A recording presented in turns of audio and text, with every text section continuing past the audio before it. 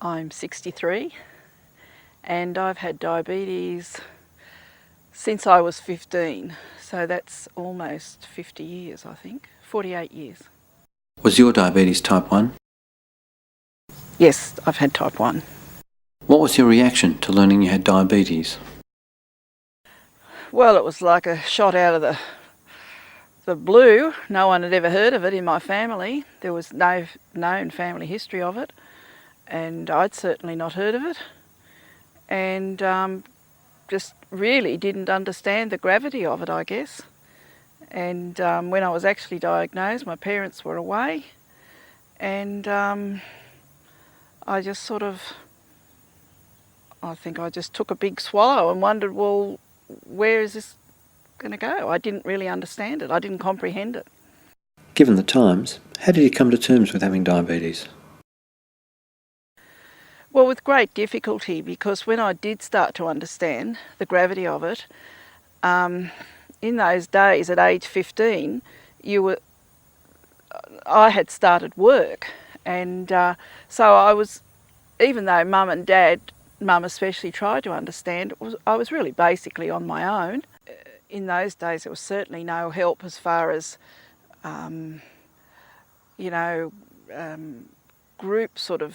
groups that met together. I knew of nobody, and so I felt quite, I almost felt like I had this terrible disease and I feel at that stage there was also a tremendous amount of, what's the word? I can't think of the word. Stigma? Stigma, very much stigma attached to it, and just felt it was all my fault. What diabetes education and self-blood glucose monitoring were available to you? Very little. It was very unsophisticated back then. I remember that it was the local doctor, the GP, who looked after me and initially showed me how to do injections. They were pretty archaic at the time.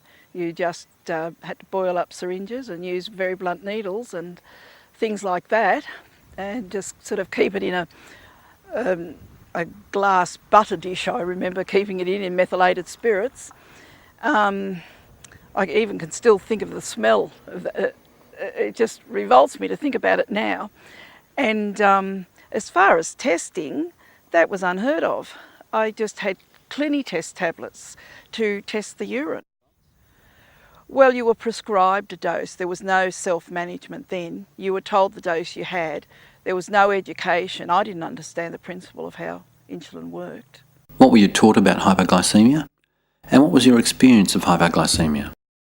Well, when I was first told about hypoglycemia, it nearly freaked me out. I was so frightened about it. And yes, not that I've never lost consciousness in 50 years, but I certainly had those, when my blood sugar dropped so low, and extremely frightening, but really didn't have an understanding of, well, I understood that I had to eat jelly beans to fix it, but that was about all I could understand. At what point in your diabetes career did home blood glucose testing become available? If I remember correctly, I think it was in the 70s, so I probably already had diabetes for 20 years. And my first home testing thing, because before that it was a matter of you went to a specialist to have a blood test done annually. And so in the meantime, I understand now why everything's sort of gone wrong. But yes, in the 70s I remember buying a very archaic machine now, but of course I thought it was wonderful at the time to be able to measure my own blood glucose. And that was a tremendous breakthrough at the time. Did that help you manage your diabetes? Oh, very much so. And it started to get me, I think, to have some feeling that I had some input and some control, some understanding. It was a big breakthrough. How would you rate your ability to manage diabetes before and after the advent of the blood glucose meter? Oh, there's just no comparison. What complications have you encountered? The first complication I became aware of was with my eyes. I had severe, started to have severe hemorrhages behind my eyes, and that was around the time when I got the blood glucose testing thing. And I think at that stage it was probably the time that it really hit home that this is serious business. And and I had a substantial amount of laser treatment back then, because I almost lost my sight according to the specialist, and laser beam treatment had only just been introduced, and I had substantial treatment, and my sight was saved, and I'm forever grateful for that. I was in hospital at one stage not all that long after that, when a young boy younger than me had actually lost his vision for the same reasons. And so that was even though I have really good vision now and I'm driving and things are great, but when I realised it could have cost me my sight.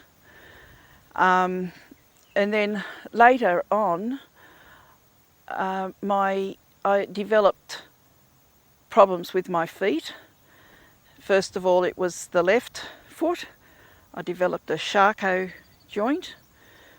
I had limited feeling in my feet, which had apparently all started to take place years before when the control was so poor. And after 10 years of trying to save my foot with various operations to stabilise the bones, and then finally ending up with some osteomyelitis, it was suggested to me that an amputation, I'd be better off with an amputation.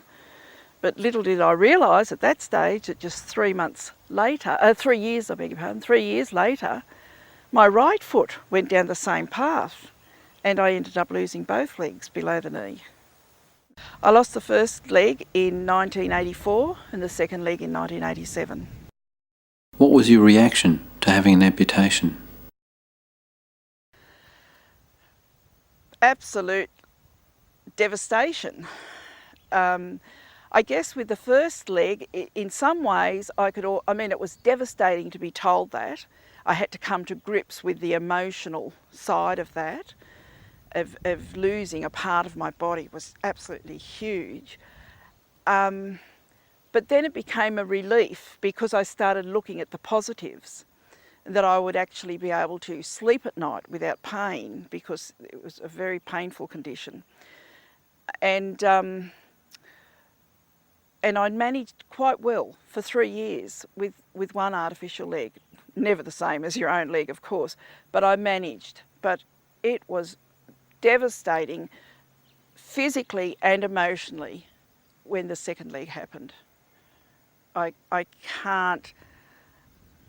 can't really explain. I can't even now, 20 years later, comprehend how I coped with it at the time. While this was all happening, I was still working within the education department, but when the second leg went, I decided I would give up work because I didn't know how long it would take me to be able to get mobile again. So I actually gave up work at that stage. But then 8 months later, I decided I had to either get on with living again, because a fear was developing within me, and so therefore, and also at that stage, if I might add, I got another thing that is very much a diabetic thing, a third nerve palsy.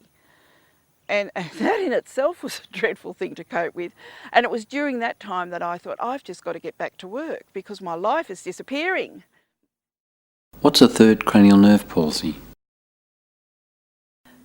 Third cranial nerve palsy is when it also was terribly, terribly painful, and my eye became paralysed, I suppose is the word, and it was sort of in the outside of my eye, and I couldn't focus my both eyes. One was, I couldn't move it, one eye, and therefore I had double vision, and it was just catastrophic.